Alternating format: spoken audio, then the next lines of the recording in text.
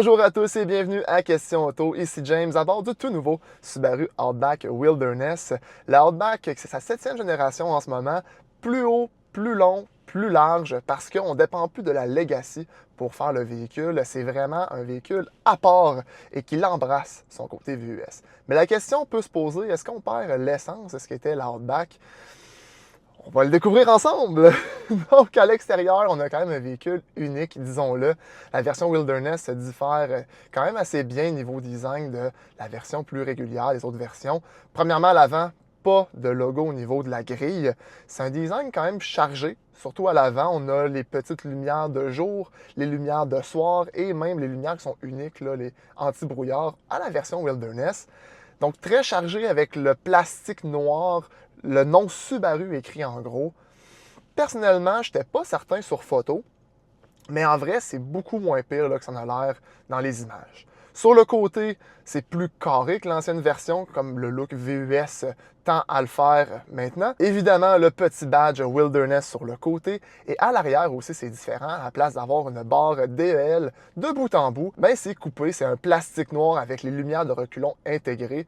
Ça donne un peu un look spécial aussi. Donc, à ce niveau-là, en image, c'est sûr, je pense que la barre DEL passe vraiment mieux. Mais en réalité, c'est pas si pire. Et le plastique que vous voyez ici, à droite et à gauche du logo Subaru, c'est en plastique. Donc, ça permet d'accoter des équipements sans avoir à accrocher le véhicule, à côté sur le plastique ou la peinture. Donc, je crois que c'est une belle petite attention qui a été mise de ce côté-là. Aussi, la garde au sol est plus élevée sur une version Wilderness qu'une version régulière. Donc, 8,7 pouces pour un Outback de base, si on veut, et 9,5 pour la version Wilderness. Ça paraît vraiment en hors-route. Donc, tout ça ensemble dans un véhicule qui est facilement reconnaissable sur la route pour les bonnes et mauvaises raisons. Dites-nous en commentaire ce que vous en pensez à ce niveau-là. À l'intérieur, ça change quand même beaucoup aussi versus l'ancienne génération.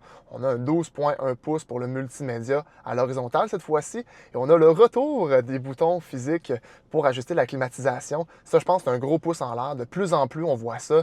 Des voitures qui ont dans l'écran toutes les commandes. Sur la route, c'est difficile, c'est déconcentrant, il faut toujours gosser. Puis quand on pogne des bosses, évidemment, le doigt bouge, le bras bouge. On ne vient pas à bout d'ajuster la climatisation. 12,3 pouces pour l'écran digital du tableau de bord. On laisse faire les aiguilles. On a aussi des fonds d'écran qui sont uniques à la version Wilderness pour souligner le côté aventure du véhicule. Le nouveau multimédia est basé avec Android, donc c'est super fluide. On est loin de ce que c'était avec les anciennes générations. Cette fois-ci, on a un écran qui est plus réactif, qui a un beau design, qui est bien fait. Une chose que j'aime bien à l'intérieur de ce véhicule-ci, c'est que la fenestration chez Subaru, ça a toujours été un de leurs points forts. Peu importe, on regarde de quel côté, c'est clair, on voit bien, c'est éclairé à l'intérieur du véhicule aussi. Et ça, c'est un gros pouce en l'air selon moi. Pour le moteur, on parle d'un 2,4 litres turbo, 260 chevaux, 277 livres-pieds de couple, avec une CVT qui est jumelée à tout ça. CVT avec des vitesses simulées, bien sûr. Le comportement routier maintenant, c'est un véhicule qui est confortable sur la route comme en hors-route. C'est une bonne puissance de 260 chevaux qui est ressentie avec les ajustements de la transmission. Là, c'est même plus rapide. Le 0,5, ça l'était par le passé.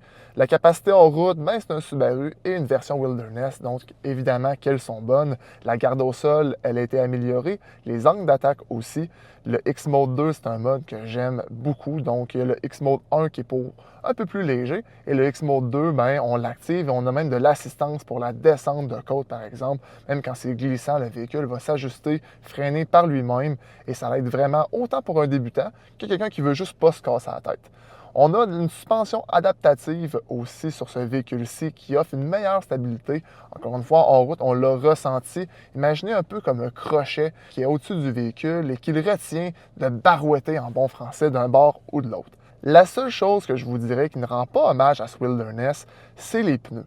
C'est une mauvaise décision, à mon avis, de Subaru d'être allé avec des Bridgestone Dweller versus les Yokohama Geolandar qu'il y avait par le passé, parce que ça sent que le véhicule peut, mais parfois, certains obstacles, comme vous pouvez voir sur l'image ici, on dirait qu'il ne veut juste pas parce qu'il n'agrippe pas. La vision est quand même excellente parce qu'on a des caméras 360 maintenant qui permettent de voir tout autour du véhicule. Et en route, on a la caméra à l'avant qui permet de voir où on va. Si la visibilité, parfois en angle, elle est moins bonne.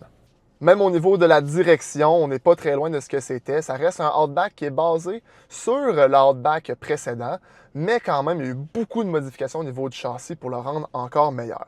Le prix maintenant, c'est là que ça se gâte un petit peu. On parle de 71 000 considérant le financement et les taxes incluses. Ça reste quand même moins cher que d'autres véhicules qui se donnent le style aventure et c'est moins cher aussi que le premier. Donc, avoir à choisir dans la gamme des hardbacks, clairement que le Wilderness serait mon choix. Un, pour ses capacités et deux, pour le prix, parce qu'une version pleinement équipée premier coûte plus cher que cette version Wilderness qui est, à mon avis, beaucoup plus amusante. Dans les plus et les moins maintenant, premièrement, les pneus, c'est à changer. Ensuite, choisissez bien votre couleur pour votre hardback Wilderness parce que je trouve que le gris paraît beaucoup mieux que le fameux bleu qu'on aime tant de la dernière génération. Le côté wagon, ça faisait partie du charme, à mon avis, du hardback. Maintenant, on est plus dans le territoire du VUS, un peu plus classique, avec un package hors-route Wilderness qui est très intéressant. Dans les plus, maintenant, j'aime vraiment le côté aventure qu'offrent les Wilderness dans la gamme Subaru, puis le nouveau Outback ne fait pas exception à la règle.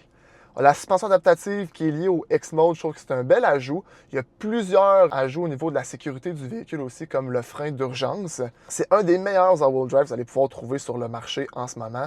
La fiabilité long terme risque d'être bonne, même s'il y a eu quelques petits gremlins avec la première génération. Bien, celle-ci, je ne m'attends pas à ce que ça se répète. Le fait que le design soit différent pour une version Wilderness qu'une version régulière, c'est un gros plus. On veut avoir un véhicule, quand on va chercher une version hors route, qui a un peu plus de gueule.